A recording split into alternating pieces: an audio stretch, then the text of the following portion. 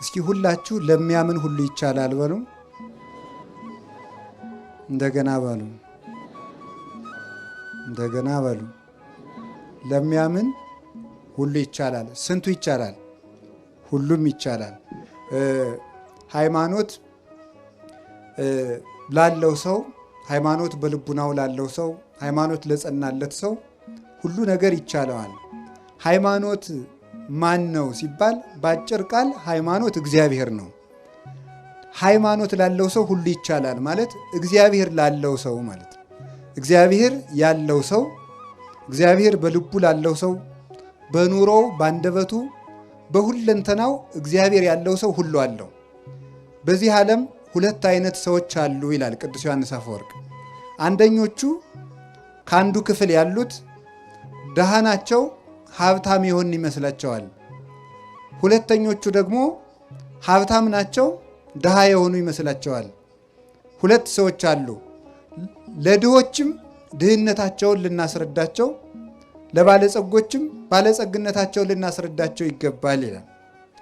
ድሃ ሆነው ሀብታም የሆኑ የሚመስላቸው የሚባሉት ልብስ ለብሰው ከጸጋ እግዚአብሔር የተራቆቱ፣ ምግብ እየበሉ ነፍሳቸው የተራበች፣ ሰው እየገደሉ ሰው እያጠፉ ጉልበታቸው ሰው እየደመሰሰ ነፍሳቸው ግን የደከመች፣ በዘመድ ብዛት የታጀቡ ከሰራዊተ መላእክትና ከቅዱሳን አንድነት ግን የተለዩ ደካሞች፣ በብዙ በልዩ ልዩ መልክ ያጌጡ የተዋቡ፣ ነፍሳቸው ግን ከቁራ የጠቆረች የጨለመች የከረፋች የከፋች፣ እንዲህ ያሉ ሰዎች አሉ። ያወቅን ይመስላቸዋል፣ ግን አያውቁም። ለእነዚህ ሰዎች አልቅሱላቸው። ባማሩ በተሸለሙ በተጋረዱ ቤቶች ይኖራሉ፣ በሰማይ ቤት ግን ስደተኞች ናቸው። እንዲህ ያሉ ሰዎች ፍጹም የተዋረዱ ሰዎች ናቸውና ድህነታቸውን ንገሯቸው፣ በጊዜ ባለጸጋ እንዲሆኑ ይላል። ሀብታም ሁነው ድሃ የሆኑ የሚመስላቸው ሰዎች አሉ። መልክ የላቸውም፣ በትህርምት የጎሰቆሉ ናቸው። ሰማያዊ መልክ ግን አላቸው፣ በአርአያ ክርስቶስ የከበሩ ናቸው። ልብስ የላቸውም፣ ክርስቶስን ግን የለበሱ ናቸው። ምግብ የላቸውም፣ ቅዱስ ሥጋውን ክቡር ደሙን የበሉ ናቸው። ቤት የላቸውም፣ የብርሃን ቤት ግን አላቸው። ዘመድ የላቸውም፣ ቅዱሳን መላእክት ግን ሊረዷቸው ይፋጠናሉ። ለእነዚህ ሰዎች እልል በሉላቸው ይላል።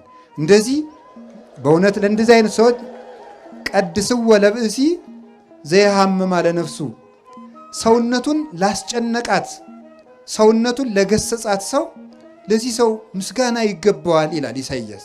ለጌታችን ለኢየሱስ ክርስቶስ ነው። ፍጻሜው ግን እሱን ለመሰሉ ሰማዕታት ሁሉ ለቅዱሳን ሁሉ የተነገረ ነው። ስለዚህ እግዚአብሔር ያለው ሰው ሁሉ አለው።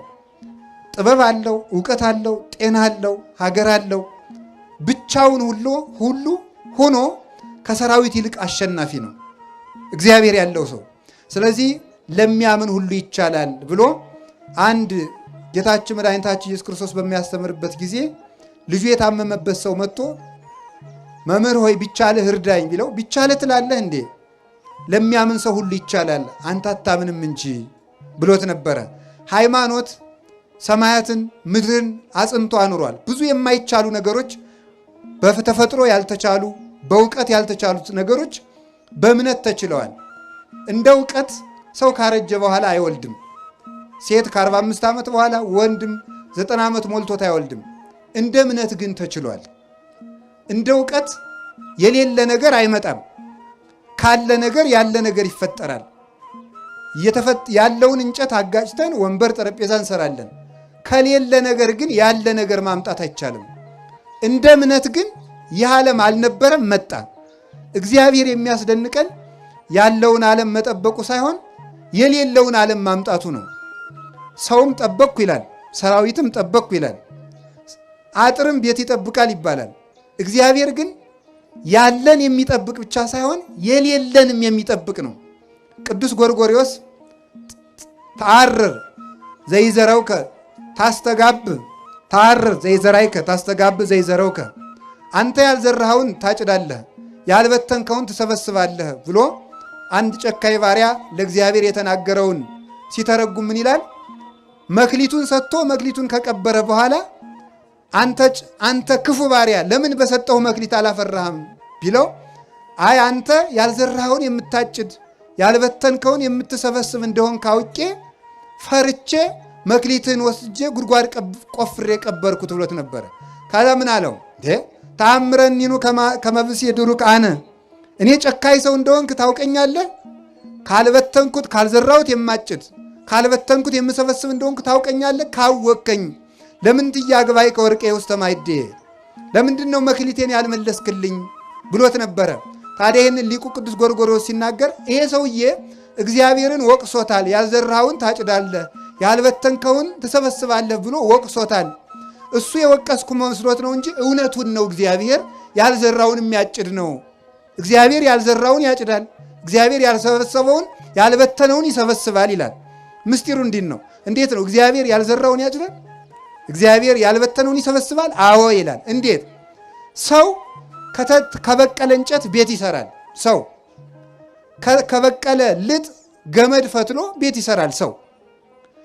ነገር ግን ሰው ከበቀለ እህል እንጀራ ይጋግራል፣ ቂጣ ቆሎ ያዘጋጃል። ካለ ነገር ነው። እግዚአብሔር ግን ያልዘራውን ያጭዳል ማለት የሌለውን ዓለም ከሌለ ነገር አምጥቶታል። ካለመኖር ማምጣቱ ያልዘራውን ማጨዱ ነው። ስለዚህ እግዚአብሔር እውነትም ያልዘራውን የሚያጭድ የሌለን የሚያመጣ ካለመኖር ወደ መኖር አሁን በጣም ዝም ብላችሁ አስቡት። ስትፈሩ ስትደነግጡ ምን በላ ስትሉ እሞት ይሆን ብላችሁ ስትፈሩ ድንግጥ ሲለን ይህን ማሰብ አለብን። እግዚአብሔር ይህን ዓለም ከየት አመጣው? ለዚህ ሰማይ ጎተራ አልነበረውም። ለዚህ ምድር አዳራሽ አልነበረውም። አልነበረም፣ መጣ። እግዚአብሔር ያልዘራውን የሚያጭድ የተዘራውን ማጨድማ ገበሬም ይችላል። እግዚአብሔር ግን ያልዘራን ያጭዳል፣ ያልበተነው ይሰበስባል። እንደገና ደግሞ ተመልከቱ፣ ያልሰጡትን ተቀበልኩ ይላልና እውነትም እግዚአብሔር ያልዘራውን አጭዳል ይላል። ያልሰጡትን ተቀበልኩ ይላል። ለምሳሌ ለእግዚአብሔር እኛ አብልተነው እናውቃለን? ለእግዚአብሔር አጠጥተነው እናውቃለን? አሁን ዛሬ ዝክር ይዘከራል። ከዚያ ዝክር እግዚአብሔር ይቀምሳል? አይቀምስም። ከዚያ መጠጥ እግዚአብሔር ይቀምሳል? አይቀምስም። እኛ ከሰራነው ቤት እግዚአብሔር እንግዳ ሆኖ ይስተናግዳል? እግዚአብሔርን ታሞ ያስታመመው ማን ነው? እግዚአብሔርን ታስሮ የጠየቀው አለ? እግዚአብሔር ተርቦት ያበላው ማን ነው? እግዚአብሔር በርዶት ያለበሰው አለ?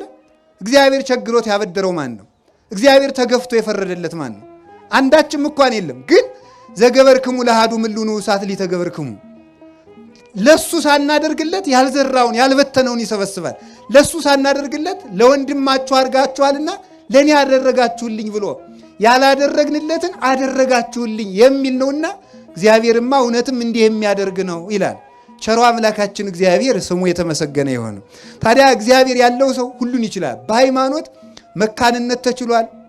አሁን እግዚአብሔር ያሳያችሁ ክርስቶስ ያመልክታችሁ።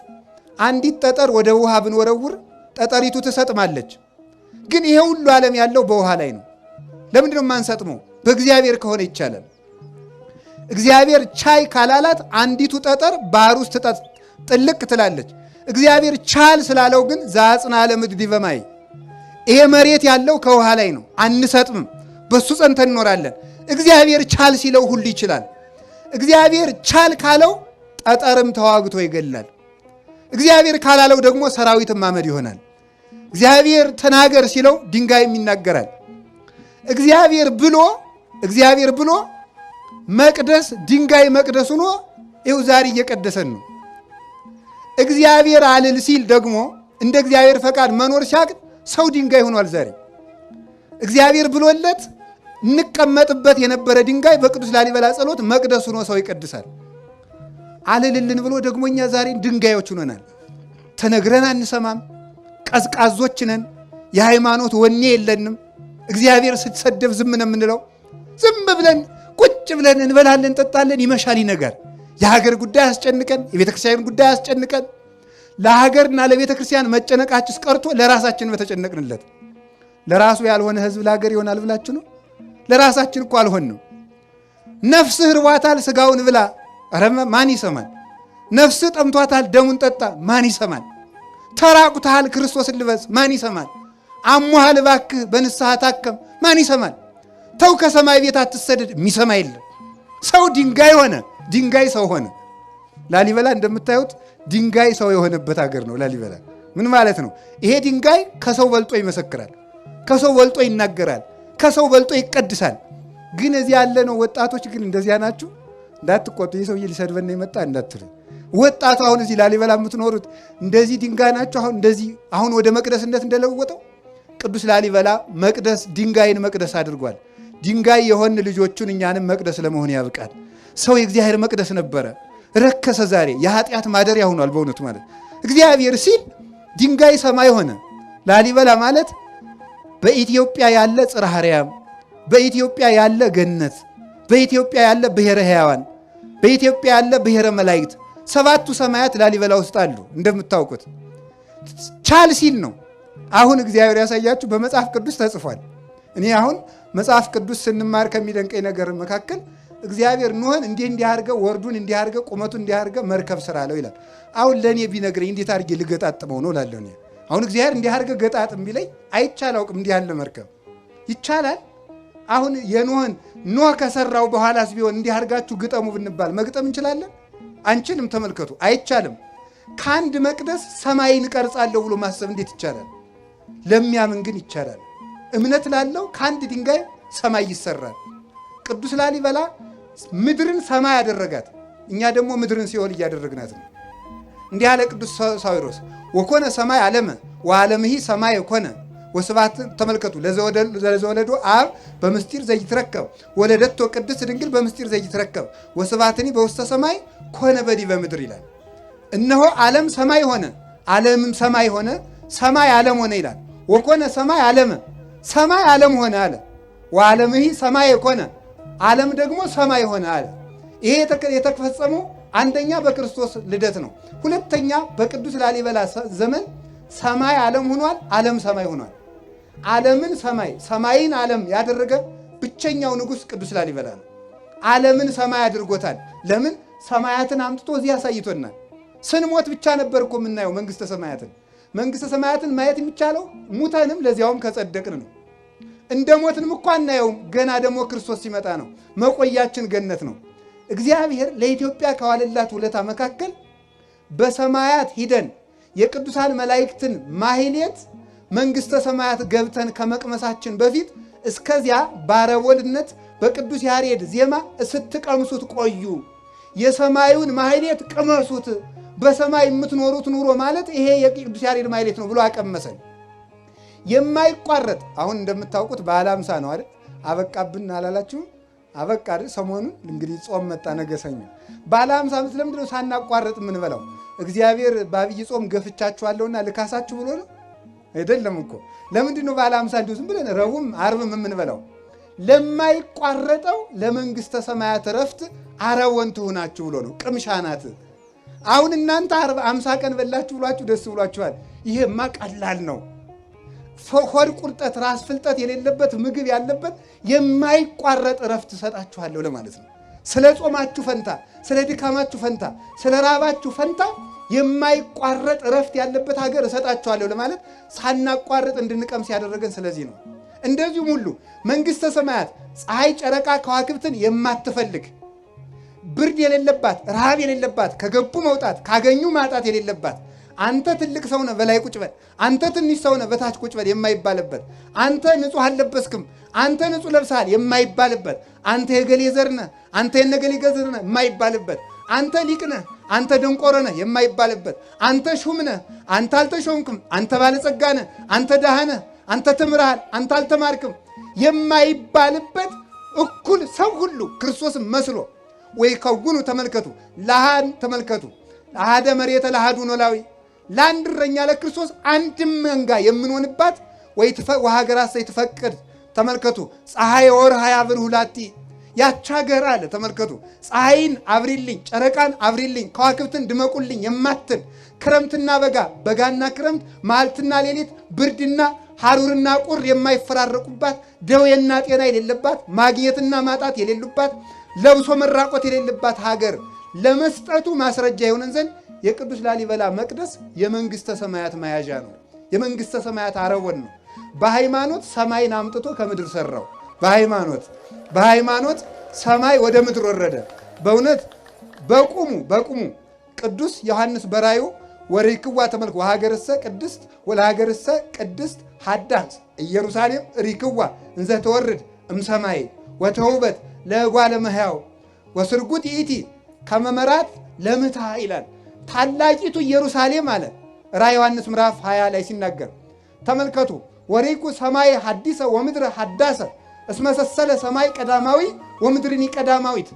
አሮጌው ሰማይ አለፈ፣ አሮጌይቱ ምድር አለፈች፣ አዲስ ሰማይ አዲስ ምድር አየው አለና አዲሲቱ ኢየሩሳሌም ከሰማይ ወደ ምድር ስትወርድ አየዋት ይላል። ቤተ ክርስቲያን ተሰጠች፣ ድንግል ማርያም ለሰው ልጆች ተሰጠች ማለቱ ነው። በቁሙ ግን በሰማያዊት ኢየሩሳሌም ክርስቶስ ከመጣ በኋላ በቀኙ ለመቆም ካበቃን ዓለም ሳይፈጠር የሰራውላችሁ መንግሥተ ሰማያት ኑ ውረሱ ብሎ ከማስረከቡ በፊት ቅዱስ ላሊበላ ሰማይን አውርዶ ኢየሩሳሌም ሰማያዊትን አውርዶ ያሳየን የሃይማኖት መስታወት ነው። እሱን የሰራልን እግዚአብሔር የተመሰገነ ይሁን። ለጊዜው በእውነቱ እንዲህ ይላል አባቶቻችን ምን ይላሉ መሰላችሁ? በወንጌል መራይከነ ወበነቢያት ናዘዝከነ። በሐዲስ ኪዳን ሥጋ ለብሰህ እስከምታድነን ድረስ በነቢያት ስታጽናናን ቆየሃሉ። መንግሥተ ሰማያት ገብተን ፍጹም ረፍት እስከምናገኝ ድረስ በቅዱስ ላሊበላ መቅደስ ሲያጽናና ሊቆይ ያስቧል እግዚአብሔር ማለት ነው። የቅዱስ ላሊበላ መቅደስ መጽናኛችን ነው እና ሁሉ ይቻላል። ይሄን ያደረገው በእምነት ሁሉን ችሎ ነው። ቅዱስ ላሊበላ በእምነት የቻላቸውን 3 የማይቻሉ ነገሮች ልናገርና ስለ ሕንፃው አንድ ነገር ተናግሬ ትምህርቴን ጠቀላለሁ። ብፁዕ አባታችን አስተካክለው የኔን ደግሞ ያስተምሩናል።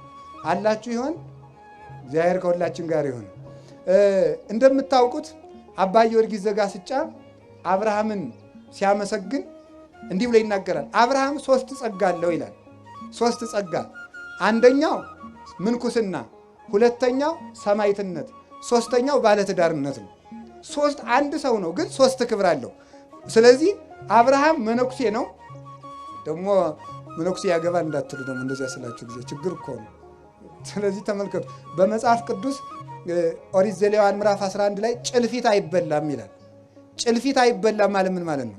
ጭልፊት አይበላም ማለት የሚረባውን ሳይሆን የማይረባውን ኃይለ ቃል ሞጭልፎ የሚሄድ ሰው አይጸድቅም ማለት ነው። ሰምታ ጭልፊት አይበላም እንጂ ስለ ጭልፊት ሊወራ ተፈልጓል። ምስጢሩ ጭልፊት አይበላም በሉ እስቲ።